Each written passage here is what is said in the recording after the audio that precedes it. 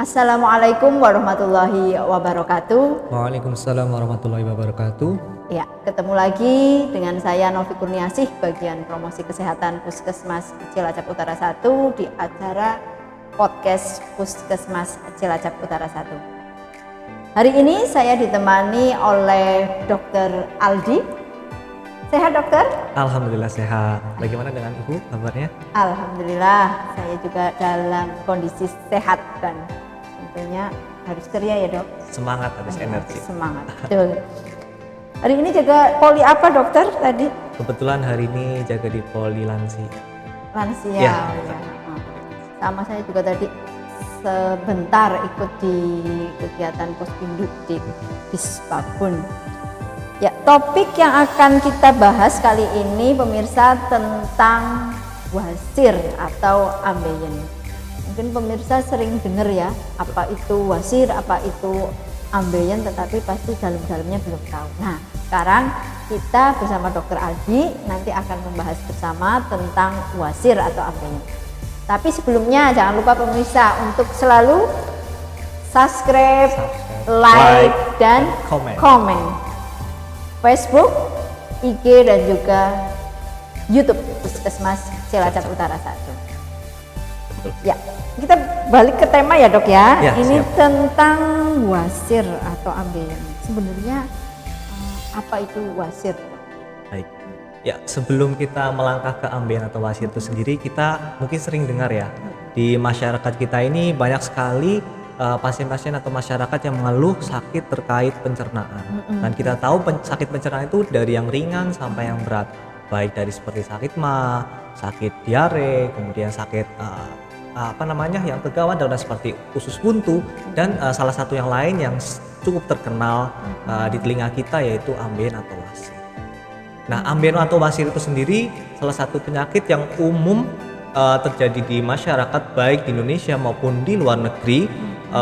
Khususnya bagi usia-usia di atas 21 sampai lansia. Jadi tidak hanya pasien-pasien lansia saja yang mengalami ambeien ini. Gitu.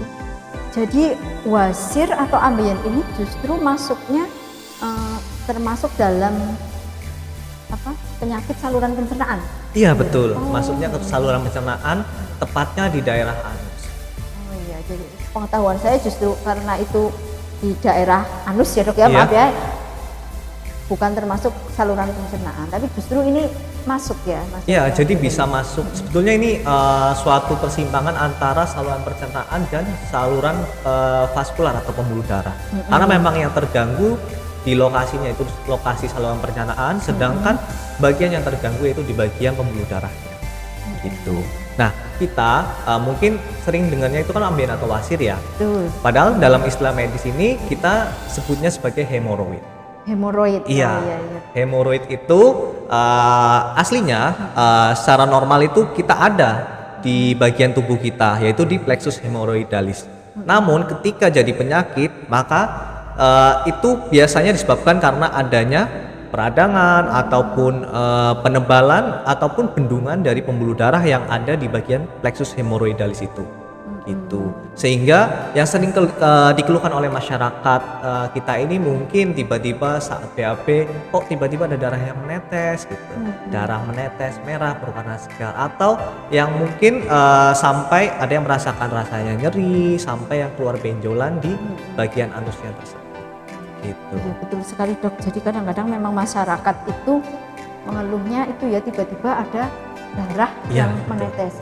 Sebenarnya berarti di dalam itu ada benjolannya berarti gitu. Iya betul. Jadi mungkin untuk dia pasien-pasien yang mengeluh tiba-tiba keluar darah segar itu saat buang air besar, dia biasanya ada benjolan, tapi benjolannya itu masih berukuran kecil dan itu letaknya di dalam.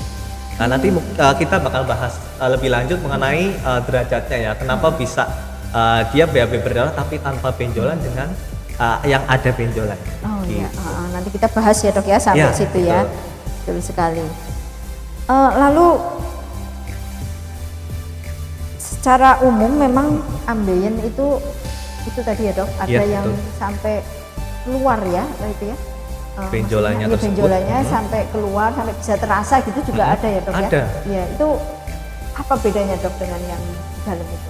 Baik, jadi ambeien atau wasir ini itu dibedakan menjadi dua jenis. Yang pertama yaitu ambeien yang tipe internal, di mana itu letaknya di bagian dalam, sedangkan yang kedua itu ambeien eksternal.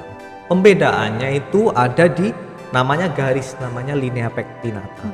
Dan ketika si benjolannya tersebut berada di atas garis linea pectinata itu, dia disebut sebagai ambeien internal. Sedangkan ketika dia di bawah dari linea pectinata itu disebutnya sebagai ambeien eksternal atau hemorrhoid eksternal. Untuk derajatnya sendiri hanya ada pada hemorrhoid yang internal. Karena kalau hemorrhoid eksternal dia sudah pasti ketika dia ada jendolan dia akan terlihat di luar gitu. Karena letaknya memang yang cenderung lebih rendah atau lebih bawah dan dekat dengan kulit. Nah, sedangkan pada hemorrhoid internal itu ada 4 derajat. Nah, ini yang tadi kita bingungkan ya, kenapa tiba-tiba BAB berdarah, BAB tiba-tiba keluar darah segar gitu. Nah, itu masuk ke dalam derajat 1, di mana ambeien internal yang derajatnya 1, dia ada benjolan, tapi ukurannya itu masih kecil dan dia ada di dalam, gitu. Ketika kita BAB, apalagi BAB-nya keras, kan akan mengiritasi atau memberikan trauma pada benjolan tersebut, sehingga muncullah darah saat buang air besar. Dan darahnya cenderung menetes. Kenapa menetes? Karena dia memang letak perdarahan atau sumber perdarahannya berada di bawah. Gitu. Kemudian yang derajat 2, dia untuk benjolan tersendiri itu sudah kelihatan di luar. Biasanya dia keluar setelah BAB-nya keluar. Jadi BAB plung gitu. Nah, itu benjolannya baru keluar gitu. Iya, tapi dalam beberapa saat dia akan bisa masuk kembali secara otomatis tanpa bantuan. Gitu. Dan yang ketiga, dia sama seperti yang kedua sudah keluar. Namun untuk pengembalian benjolan tersebut kita harus reposisi atau dimasukkan secara manual. Seperti dengan jari itu dimasukkan saja, nanti dia nggak akan keluar lagi. Gitu. Dan yang terakhir yang lebih parah itu derajat 4, di mana dia sudah benjol, kemudian dia keluar tapi dia terikat atau terjepit di bagian luar sehingga dia tidak bisa kembali semula ke atas atau ke bagian lubang itu, baik secara manual maupun secara otomatis. Gitu. Oh ya, kalau bisa jadi ada 4 derajat ternyata. Jadi ternyata memang berbeda-beda jenis ambeiennya berarti Iya, ya, Dok. betul. Tapi kalau misalnya kita lihat tadi ya, Dok, dari derajat 1 sampai derajat 4, apa ini memang semua dilalui oleh tahapan pasien yang punya ambeien atau memang jenisnya yang berbeda-beda? Baik. Untuk derajat ini dia akan melewati ketika ambeien yang derajat 1 semakin parah, kemudian berkembang jadi derajat 2, derajat 3 dan derajat 4. Jadi jenisnya hanya satu saja, yaitu ambeien itu sendiri, yaitu ambeien internal. Gitu. Tapi ketika misalnya dia sudah derajat 1 kok diperbaiki, dia menjadi sembuh, dia tidak akan melewati ke derajat 2. Oh, berarti memang ini bertingkat ya, ya, betul. bisa akan lebih parah ya sampai dengan derajat 4 kalau tidak ada penanganan begitu ya, Dok. Betul. Lalu saya tadi sedikit mendengar yang tadi, bagaimana sih kita bisa tahu batas, Dok, batas istilah dokterannya apa tadi ya, Dok? Garis atau linea Nah, pectinata linea pectina. Nah, itu kalau misalnya orang awam apa bisa, Dok, meraba itu? Oke. Itu kalau untuk orang awam tidak bisa ya. Jadi memang ya ciri khasnya tadi kalau misalnya yang eksternal itu memang sudah dari awal muncul gejala itu sudah terasa dari luar. Sedangkan yang internal dia awalnya tidak tahu kalau dia sudah ada benjolan. Hanya keluhannya biasanya saya habis BAB kok tiba-tiba ada darah seperti darah menetes gitu, warnanya merah segar. Gitu. Itu untuk membedakan secara simpelnya. Seperti itu. Dan untuk membedakan lebih lanjutnya dari gejala yang timbul terutama, karena dia kan ada perbedaan tadi ya, internal dan eksternal. Untuk gejalanya dua-duanya sama, yaitu keluar perdarahan atau darah yang cenderung merah segar.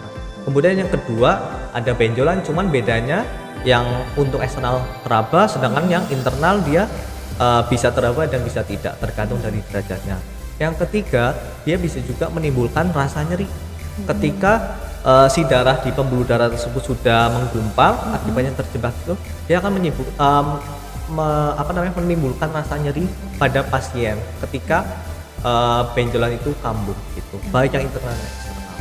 Berarti memang perlu pemeriksaan dokter ya. Iya. Lanjut kalau Kemudian ciri khas terakhir yang mungkin agak membedakan sekali itu dari rasa gatal. Biasanya kalau eksternal itu kadang disertai ada rasa gatal. Karena kan dia namanya di luar ya, dia pasti terpapar dengan dunia luar kulitnya. Padahal seharusnya lapisan tersebut itu kan berada di dalam mukosa atau di dalam tubuh kita. Iya, di Nah, ya dia terpapar langsung dunia luar. Seiring waktu juga kita duduk pasti bergesekan dengan celana dalam kita ataupun dengan benda-benda di luar, itu yang akan menyebabkan iritasi dan menyebabkan kegatalan. ya, pantas saja dok. Iya. Cerita sedikit ini, teman saya itu ada yang kena ambeien. Itu sukanya kalau duduk itu geser. Mungkin itu gatel ya dok ya. Bisa jadi Iya, atau bisa juga karena memang derajatnya yang lebih. Oh lebih, Iya. sudah derajatnya lebih tinggi ya. Betul. Maksudnya jadinya kemungkinan letaknya aja sudah di luar gitu. Iya, bisa jadi ya betul. dok. Oke, ya menarik sekali ya pemirsa ya, ternyata kalau kita mendalami tentang ambeien, selama ini kan hanya dengar dan juga kita mendengar keluhan teman atau sahabat kita ya, tapi ini kita akan bahas lebih lanjut lagi. Saya masih penasaran ini dok, untuk tadi ya ada derajat 1 sampai derajat 4. Ketika di derajat yang mana sih ambeien itu masih bisa sembuh tanpa operasi dok? Gitu. Siap. Ya. Jadi pada dasarnya ambeien atau hemoroid ini sebetulnya bisa sembuh, tergantung dari kita mau tidak merubah dari pola hidup atau lifestyle kita. Gitu. Yang pertama dari pola makan, kemudian dari pola istirahat, serta dari pola-pola kebiasaan kita saat buang air besar ataupun kegiatan lain yang memicu dari tekanan di bagian tersebut. Gitu. Dan untuk ke semua derajat baik 1 sampai 4 maupun yang eksternal, terapi utamanya itu dari makanan. Ya betul, kita harus memperbaiki dietari kita dengan banyak makan serat. Tujuannya apa? Agar BAB kita menjadi lunak, tidak keras. Nah, ketika BAB lunak, tidak keras, otomatis BAB kan mudah. Kita tanpa mengejar pun bisa keluar ketika kita memang sedang ingin buang air besar. Itu salah satunya dengan memakan makanan yang berserat. Contohnya apa? Contoh makanan berserat yang simple atau yang mudah kita temui ya seperti pisang, buah-buahan atau buah pir, alpukat, brokoli dan lain sebagainya. Berarti sayur-sayuran juga ya dok bagus. Betul, sayur-sayuran justru sangat penting untuk karena kandungan serat di dalam sayuran itu tinggi. Gitu. Ya memang biasanya kalau orang Jawa itu ya dok bilangnya itu kalau kena wasir atau hemoroid ini tubuh banyak makan tegi bening. Betul itu ya dok ya berarti? Betul, karena memang dari ya tekstur sayurnya tersebut tujuannya kan namanya sayur banyak serat, otomatis dia akan menyerap cairan lebih banyak si komposisi fesesnya tadi. Jadi cairan yang ditarik ke tubuh kembali itu lebih sedikit, akibatnya BAB yang keluar cenderung lebih lunak. Iya. Berarti memang lagi-lagi ya pemirsa, dari kemarin kita bahas podcast yang lain, kembali lagi ke gaya hidup atau pola makan juga paling penting ya dok ya. Iya. Dan juga kebiasaan buang air besar ya. Betul, iya. Itu gimana dok kalau kebiasaan buang air besar? Baik. Tadi kan baru dibahas dari pola makannya. Iya. Sebelum ke buang air besar mungkin kita bahas juga sekalian pasangannya, itu minuman. Oh iya. Nah, betul. kita juga jangan lupa minuman itu jangan sampai, atau minum maksudnya bukan minum itu kita jangan sampai kurang. Dalam sehari kita minimal ya 2 liter atau 8 gelas. Kalau misalnya kita kurang dari segi intake minumannya itu, otomatis kan kita bisa mengalami dehidrasi. Selain itu dari komposisi makanan yang kita cerna pun akan cenderung cairan lebih dikit. Nah, ketika diserap semua, cairan yang di ampasnya itu tidak tersisa, otomatis kan BAB-nya keras. Gitu. Kemudian minumnya juga Penting. harus penting ya dok ya, Iya harus betul. dijaga. Makan minum penting. Kemudian yang tidak kalah penting dari pola kebiasaan BAB. Oh iya, gimana itu dok? Oke. Jadi Kebiasaan BAB yang bagus. zaman sekarang kan apalagi anak-anak muda sukanya main game ya. Bahkan Iya, ada yang betul. lebih parah main game pun di kamar mandi. Waduh, Itu tuh. ada ya Ada pemirsa ya. membaca buku pun dari zaman dulu ada yang memang punya kebiasaan dia berlama-lama duduk di kamar mandi untuk membaca buku. Nah, itu kebiasaan pertama yang cukup sangat berperan terkait terjadinya ambeien tadi. Karena ketika kita duduk terlalu lama, otomatis kan semua bagian tubuh kita kan akan berpusat bagian bawah karena mengikut pada gravitasi gitu. Iya. Nah, ketika ada lubang, kita punya lubang anus itu dan ada tekanan dari atas, otomatis dia akan menyebabkan tekanan di bagian anusnya itu akan semakin tinggi. Jadi darah akan mengumpul di situ akan lebih banyak lagi. Otomatis lama kelamaan berlangsung dari waktu ke waktu dia akan menyebabkan jendalan atau benjolan si hemoroid tadi. Iya, itu yang pertama. Nah, selain itu juga orang-orang yang suka untuk touring, nah touring jauh baik motoran maupun mobil, yang keliling kota gitu ya, iya, Dok, ya, ataupun yang jarak touring, jauh gitu dari Jakarta ke Surabaya itu bisa menyebabkan hemoroid juga karena lamanya durasi dari duduknya itu, selain menyebabkan sakit punggung tentunya. Gitu. Itu kan tadi kalau kebiasaan misal BAB sambil duduk gitu Iya. sambil baca buku atau bahkan sekarang anak muda sambil main game. Lalu bedanya, Dok, lebih bagus mana sih? Nah, kalau misalnya kita BAB duduk sama jongkok. Oke.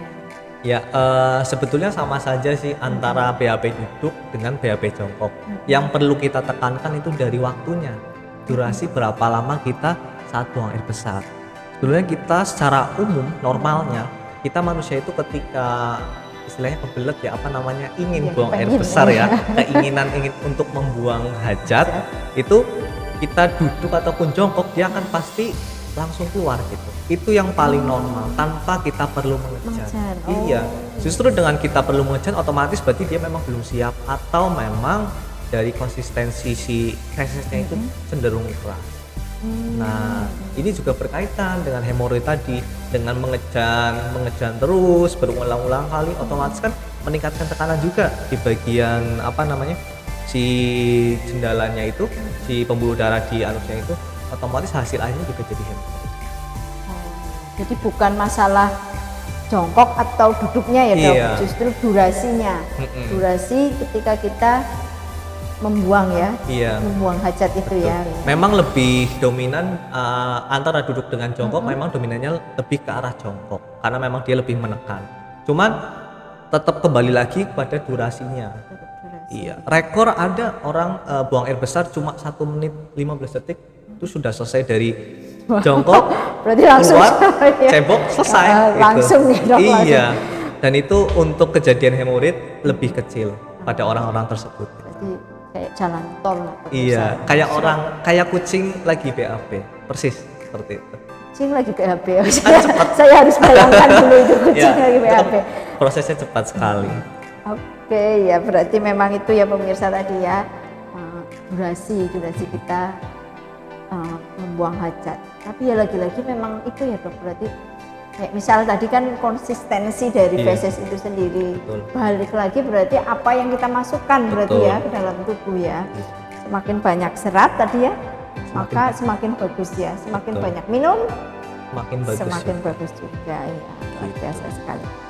Lalu kalau makanan-makanan atau obat-obat yang bisa kita konsumsi supaya meminimalisir lah, Dok, misalnya terjadi pendarahan ataupun cukup bisa mengobati kayak gitu, apa, Dok, tipsnya? Oke, kalau misalnya dia sudah derajat 2, 3 ataupun 4, tadi kan tetap yang utama itu dari pola makan dan minum tadi. Kemudian yang kedua, jika dia sudah ada terutama derajat 2 dan 3 ya, ketika dia sudah ada benjolan, obat kita lebih ke arah untuk mengurangi rasa nyeri, yaitu ya analgesik itu tadi, baik secara topikal yang dioleskan ataupun secara oral. Kemudian yang kedua, obat-obat untuk pelunak dari BAB tadi gitu. Ada namanya anti hemoroid gitu. Ya, obat anti hemoroid itu memang khusus untuk hemoroid tadi karena di sana terdapat kandungan yaitu untuk melunakkan BAB tadi. Nah, tujuannya memang satu, untuk melunakkan BAB-nya sehingga proses buang air besar lebih mudah. Itu yang kedua. Yang ketiga, tindakan-tindakan yang bisa kita lakukan tanpa operasi tapi dilakukan oleh dokter-dokter yang memang dokter spesialis gitu, seperti dokter bedah. itu bisa dengan mengikat atau namanya ligasi. Jadi itu ada alat, nanti si benjolan tadi nanti akan diikat oleh gelang, suatu gelang. Tujuannya ya untuk mengurangi atau meminimalisir dari perkambuhan. Selain itu bisa juga disuntikan berupa cairan yang nanti akan mengkristal yang akan membekukan si pembuluh darah di bagian jendolanya tadi. Tujuannya untuk mengurangi rasa nyeri yang pertama, yang kedua juga mengurangi terjadinya BAP berdarah tadi. Itu yang kedua.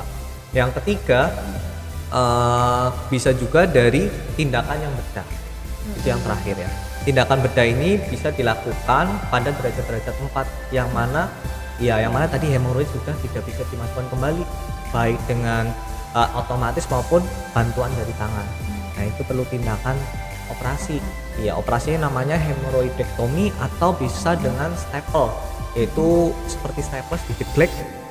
Nah, ketika dilakukan tindakan itu biasanya kita tidak bisa BAP selama 5 hari untuk selama proses penyembuhannya itu. Itu dia Gitu. ya yang sering dikeluhkan ya menurut saya oleh orang-orang yang punya ambeien atau hemoroid ini. Jadi serba bingung katanya dok, ada beberapa orang dioperasi katanya ya sakit banget. Betul. Tidak dioperasi keluar darah terus. Lalu apa sebenarnya dari pasien itu boleh milih dok? Misalnya baru derajat 2 atau baru masuk derajat 3 lah ya kan. Sudah kadang-kadang keluar, kadang bisa masuk. Memilih untuk diambil aja gitu boleh atau tidak dok? Atau memang harus ada tahapannya? Harus ada tahapannya tadi. Kembali kepada indikasi kita melakukan tindakan operasi gitu. Jadi ketika derajat 2 atau 3, ketika kita merubah lifestyle atau pola hidup, terutama derajat 1 dan 2 ya, itu dia akan membaik sendiri atau sembuh dengan sendiri. Gitu. Dengan melakukan tadi hanya minumnya, kemudian dari kebiasaan-kebiasaan yang memacu dari timbulnya si hemoroid. Ya itu tadi pemirsa, ternyata kita tidak usah berkecil hati. Hemoroid itu ada beberapa derajat. Kalau kita masih di derajat 1, derajat 2 itu insya Allah masih bisa diperbaiki ya dok ya, diperbaiki dengan pola makan dan pola hidup kita. Sekarang kita gini dok, Gimana? membahas tentang benar apa enggak sih? Oh iya, siap. Mitos dan fakta ya. Iya, mitos atau fakta ini dok Siap. sebenarnya. Gimana? Kalau ambeien atau hemoroid itu berasal dari makanan yang pedes-pedes. Makanan pedas ya. Iya. Jadi makanan pedas apakah menyebabkan ambien atau hemoroid tadi itu ya? Mitos atau fakta? Sebetulnya untuk makanan pedas ini mitos terkait ambien tadi. Memang untuk orang-orang yang mengkonsumsi makanan pedas, ya saat buang air besar akan terasa perih atau panas. Dan rasa perih dan panas itu tersebut berasal dari zat yang terkandung dari cabai, dari bijinya terutama, yaitu capsaicin. Itu namanya. Itu zat yang membuat panas ataupun perih saat buang air besar. Nah, mungkin orang bingung kenapa ada orang yang menyampaikan rasa panas perih karena habis makan pedas dibilangnya ambien, kadang Nah, tidak. iya itu dok biasanya. Padahal itu memang murni pedas dan perihnya karena makanan pedas gitu. Sedangkan ketika dia tiba-tiba habis makan pedas terus diperiksa ternyata Anda ambien, itu biasanya ambiennya sudah ada sebelum dari makan pedas tersebut. Gitu. Jadi bukan karena makanan pedasnya Betul. pemirsa, tapi Iya. memang sudah ada ambiennya di situ. Iya, jadi setelah makan pedas rasa yang dirasakan pasien itu lebih sakit gitu, lebih perih dan lebih sakit. Sudah sakit karena ambien ditambah Tambah makanan pedesnya itu pedas ya, tadi oh iya. gitu. Jadi itu cuman mitos. Mitos. Yang kedua nih dok, Ya, siap. apakah benar kalau makanan itu tidak ada kaitannya dengan ambien? Mitos atau fakta? Ya. Lagi-lagi yang kedua ini sama-sama mitos. Yaitu Mitos juga. makanan tidak ada kaitannya dengan ambien. Itu salah besar. Justru makanan itu sangat berperan penting terkait terjadi ambien. Itu ketika kita mengalami konstipasi seperti saya sudah jelaskan tadi, konstipasi atau BAP sulit ya, BAP keras, itu asalnya awalnya dari makanan. Dari makanan yang kita konsumsi baik jumlahnya banyak atau sedikitnya, kemudian dari makanan yang kita konsumsi apakah banyak makan protein hewani atau banyak makan sayur-sayuran yang kaya akan serat gitu. Kalau misalnya kayak misalnya orang sekitar kita ya yang sukanya makan daging aja setiap hari, ya dia akan sulit untuk buang air besar. besar, ya. Akibatnya nanti bisa timbul ambeien tadi. Nah, Gitu. bisa. Jadi memang makanan itu bisa Sangat mempengaruhi, berpotensi. sangat malah justru sangat berpotensi mempengaruhi ambeien ini. Yang ketiga nih dok, Siap. bener apa enggak ya? Mitos atau fakta? Ambeien hanya dialami oleh lansia. Oke, seperti tadi saya sudah sebutkan di awal tadi ya di pengantar bahwasanya ya ini cenderung 50-50 lah ya. Zaman dulu memang betul awalnya penyakit-penyakit ambeien ini kebanyakan berlangsung pada usia lansia. Karena apa, dia ketika kita bertambah usia otomatis kan mengalami degenerasi sel. Otomatis untuk penyangganya dia akan semakin melemah. Nah, muncullah benjolan tadi gitu. Namun untuk saat ini banyak masyarakat kita yang usia 21 tahun sampai 30 tahun bahkan itu sudah mengalami ambeien. Kenapa? Ya karena pola hidup atau lifestyle tadi. Gitu. Dari pola makan yang sukanya fast food, kemudian jarang berolahraga ataupun berolahraga dengan teknik yang keliru gitu. Dan bisa juga dari pola minum juga yang kurang. Berarti jawabannya mitos lagi ya dok. Bisa mitos, bisa Oh, bisa fakta. bisa Iya. fakta ya. Oh Setengah-setengah ya, tadi. setengah-setengah ya. Iya. 50-50. 50-50, Yang iya. paling penting itu gaya hidupnya lagi Betul, ya, Dok, gaya ya. hidup Kembali dan ke gaya kebiasaan hidupnya. Kebiasaan BAB. BAB. Yang keempat nih dok, bener apa enggak? Mitos atau fakta bahwa ambeien merupakan pertanda adanya kanker usus besar. Oke. Untuk ambeien ini sendiri memang kadang seperti masyarakat kita ya agak sulit ya untuk membedakan apa kita mengalami kanker usus besar atau ambeien. Ya karena sama-sama mengeluarkan darah saat buang air besar. Namun prinsipnya tadi kita bisa bedakan dari awal gitu ya. Kita tahu, kita lihat dari buang air besar itu darahnya menetes atau tidak, yang pertama. Yang kedua dari warna yang timbul, apakah warnanya merah segar atau warnanya merah gelap. Dan yang ketiga dia keluar darahnya saat buang air besar atau tanpa buang air besar pun dia keluar darah. Gitu. Dan yang terakhir dilihat dari luar atau sudah yang tadi di dalam sudah keluar itu ada benjolan atau tidak. Gitu. Wah, kelihatannya perlu kita bahas ini. Berarti kalau yang ciri-ciri kanker, ada kanker usus besar itu yang seperti apa dok? Kanker usus besar itu utamanya dia biasanya ya sama seperti buang air besar tadi berdarah, tapi darahnya biasanya cenderung memang merah segar, cuman tidak sesegar seperti hemoroid atau ambeien, dan dia cenderung tidak selalu keluar saat buang air besar. Kemudian yang kedua bisa juga dia saat buang air besar dia akan keluarnya tuh seperti kotoran kambing, jadi bulat-bulat kecil-kecil iya. gitu. Iya. Itu karena apa, pencernaannya berarti apa ya? Iya, Yang di karena dalamnya memang itu ada gangguan di gangguan. usus besar tadi, khususnya di bagian proses penyerapannya. Itu ciri-ciri yang Ya, ciri-ciri umum yang awal bisa dikenali oleh masyarakat. Tapi tentunya untuk memastikan apakah kalian semua mengalami ambeien atau kanker usus besar ketika BAB berdarah harus diperiksakan ke dokter. Gitu. Oke, siap.